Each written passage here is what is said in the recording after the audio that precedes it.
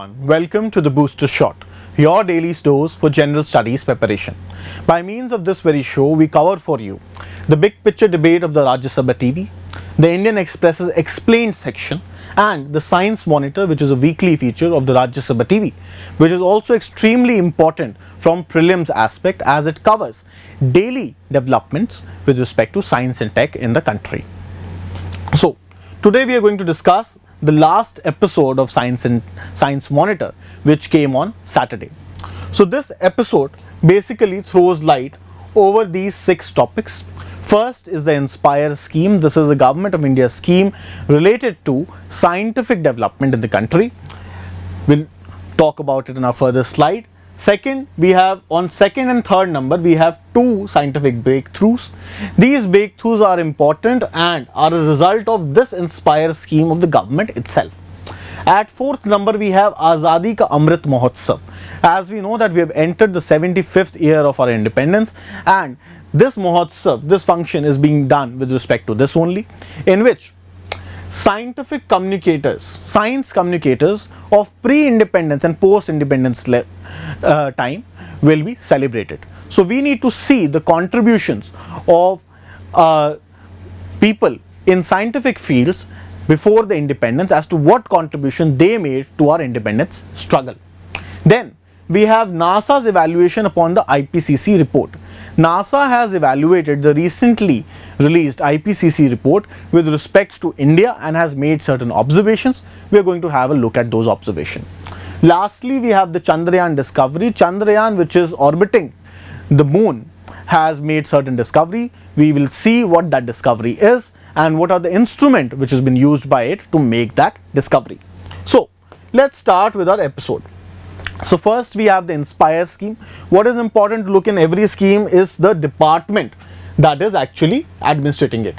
So Department of Science and Technology is administering this scheme, and it started in the year 2008 and is still going on. So the Inspire scheme is basically brought out to attract young talent towards science and so as to build up the R&D muscle of our country. It basically has 3 features. First is the scheme for early attraction of talent. So by means of awards and internships, kids and people between the age of 17 and 22 are motivated so as to pursue science as a career. By means of seminars, by means of certain competitions, these children are basically promoted. Then we have scholarship for higher education. Those individuals who wants to pursue post graduation in science, the meritorious people who are mostly university toppers, that is the criteria on which this scholarship is given.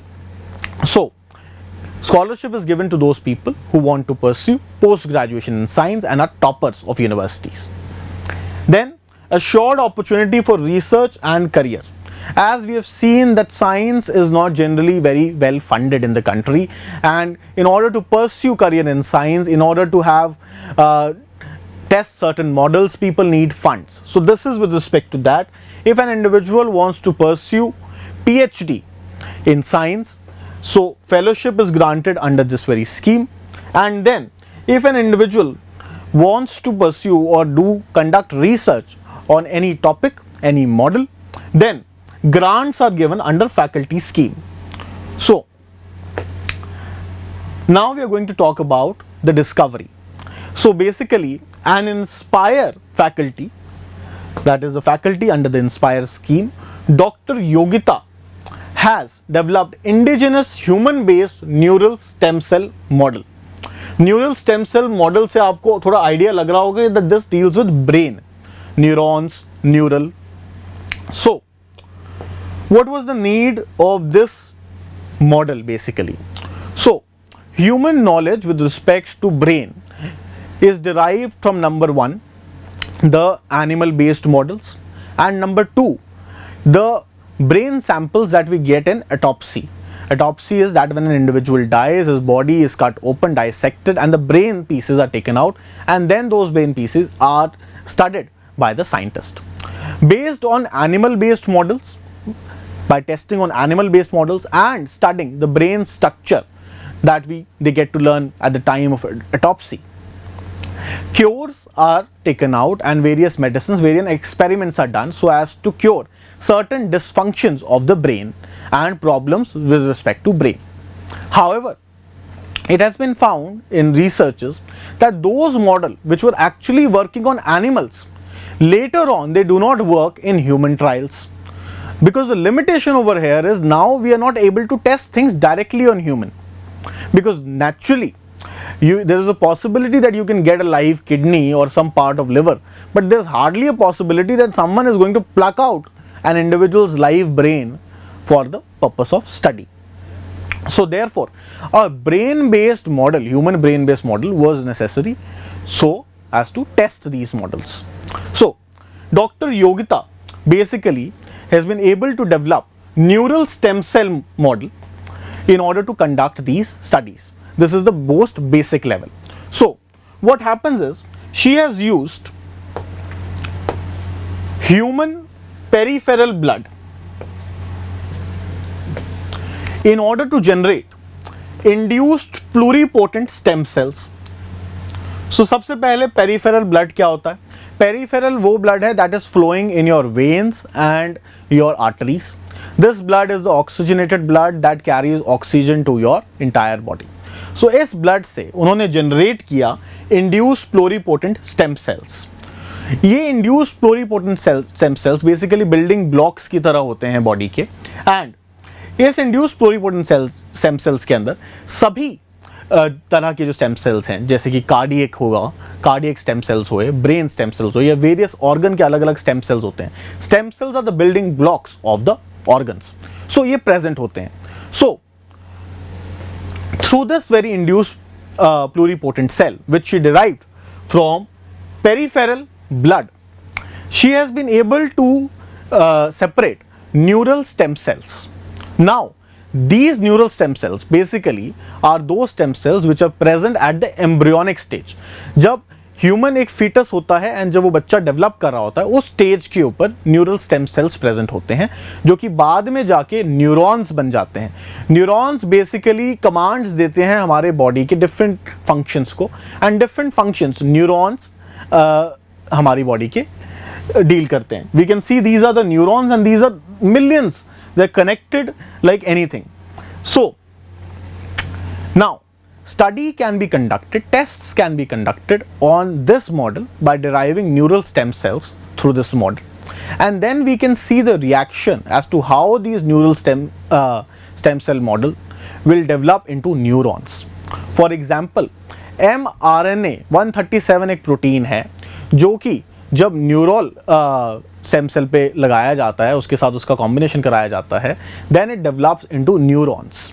सो ये neuron basically autism से relate करता है. अगर mRNA 137 कम quantity में होएगा तो then we can find autism type of defects in an human individual.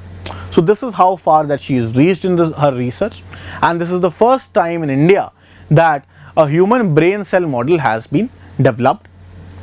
Otherwise in foreign countries they are using 3D printing to develop tissues. They have reached till the level of tissues, development of tissues of brain. Moving forward, rapid technology to detect arsenic contamination. Basically arsenic contamination today is prevalent in about 86 districts of 10 states in our country. This is a data by Central Groundwater Board. And according to the International Journal of Environmental Research and Public Health 2020, 18 to 30 million people in India are at a high risk of arsenic contamination. So arsenic is a contaminant. It is a heavy metal which is found in drinking water and food. Those foods in which extensive water is used, such as mushrooms, such as rice. So arsenic की quantity internationally तो दे रखी है जो developed countries में है, that is 10 parts पर billion, whereas India के अंदर अबाउट 50 पार्ट्स पर बिलियन का एक हमने इसका लेवल बना रखा है कि इससे ज़्यादा नहीं होना चाहिए. आर्सेनिक कंटामिनेशन से प्रॉब्लम क्या क्या आती हैं? So circulatory problems in the skin, nerve damage हो सकता है, स्किन डैमेज हो सकता है. यहाँ पे आप देख सकते हैं in this very picture the skin damage. Of an individual. Body आप देख सकते हैं किस तरह फ्रेजाइल हो जाती है, plus there is possibility of developing cancer of lung, bladder and kidney and liver. So this is an extremely serious problem. However, now what can be the solution? The first solution is to detect as to whether or not the body or the vegetable is having arsenic or not. Although there are certain models through which this can be done, but those models till date, the existing models, required a number of instruments and were expensive and could not be used by common man, and also required quite a number of time so as to bring out the result. So another faculty of Inspire scheme has basically developed this rapid technology. Now let us have a look. So he has developed an ultra sensitive sensor so as to detect this thing. This sensor is basically made of a combination of molybdenum and cobalt. So a combination of molybdenum and cobalt acts as a catalyst so as to detect arsenic. Arsenic, जो भी हम water sample लेंगे, एक water sample लिया जाता है या फिर खाने को थोड़ा डाइल्यूट करके उसका सैंपल लिया जाता है और वो इस पे डाला जाता है. इसमें इन्होंने 3 तरीके के इंस्ट्रूमेंट बनाए हैं. एक स्पेक्ट्रोस्कोपी मेजरमेंट है, एक कॉलरीमीटर है, एक बाय नेकेड आइज. हमारे लिए इंपॉर्टेंट है जानना कॉलरीमीटर के बारे में. सो आपने लिटमस पेपर के बारे में सुना होगा. सो लिटमस पेपर एक ऐसी चीज़ है जिसपे हम जब वाटर डालते हैं तो हमें उसका पीएच लेवल पता चल जाता है. So this is a metal based sensor, and इस सेंसर के ऊपर जब आप पानी डालेंगे तो वो सेंसर में उसका अपना कलर चेंज होगा उस थिंग का. लिटमस पेपर की तरह ही होएगा वो भी. It will be something like this, and इसमें कलर वेरिएशन आएगी. एक स्पेक्ट्रम बना दिया गया है जिसपे हमें ये पता चल जाएगा कि यदि कौन से कलर आएगा, कौन सी शेड का ब्लू रंग आएगा, ब्लू या पर्पल आएगा, तो वाटर कितना ज़्यादा आर्सेनिक से कंटामिनेटेड है. एंड इसका रिजल्ट विद इन 15 मिनट्स में आ जाता है, and it is also cheap and can be used by people. So by means of this discovery, it will be now become easy to detect arsenic poisoning, and thereafter we can prevent it also. Then we are coming to आज़ादी का महोत्सव. So आज़ादी का अमृत महोत्सव ये एक scientific institutions की collaboration है जिसके अंदर वो इंडिपेंडेंस से पहले जो हमारे साइंटिस्ट थे, जो साइंस कम्युनिटी थी, उसकी क्या क्या कॉन्ट्रीब्यूशन रहे इंडिपेंडेंस की तरफ, उसको उभारना चाहती हैं, उसको लोगों के नज़रों के अंदर लेके आना चाहते हैं. सो ये क्वेश्चन हमारे जीएस के अंदर हिस्ट्री से रिलेटेड भी बहुत ज़्यादा इंपॉर्टेंट है, and it can be asked कि what was the scientist contribution of scientists in our independence struggle. So naturally एक रिनाइसेंस के एस्पेक्ट में उनकी कॉन्ट्रीब्यूशन थी, एक नेशनल प्राइड को बढ़ाने की बात थी. So and also with respect to industry. So I have taken out 4 names over here. You can also elaborate upon this thing, and you can also add other personalities to this list. So first is Prafulla Chandra Roy.